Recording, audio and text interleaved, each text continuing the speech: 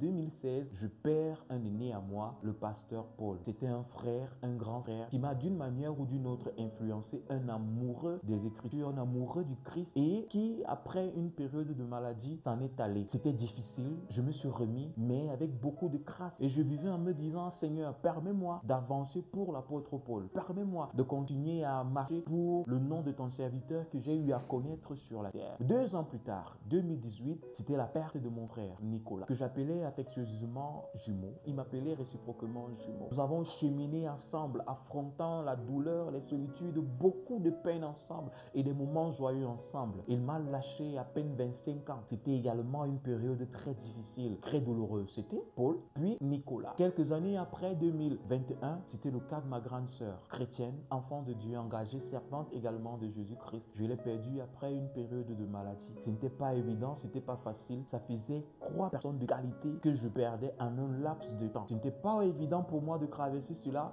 mais lorsque je me retrouvais avec des frères, avec des sœurs, je souriais, je riais comme si de rien n'était. Peu après, 2019, c'était le cas de notre bien-aimé frère Christian. Vous l'avez bien compris, uniquement des personnes directement rattachées à moi, des personnes intimes avec lesquelles je traversais ou j'avais traversé ou j'avais vécu des moments de qualité en tant que chrétien. Et je peux vous dire que la goutte de croc, elle est celle de mon papa, où je me suis rendu compte que j'étais humain,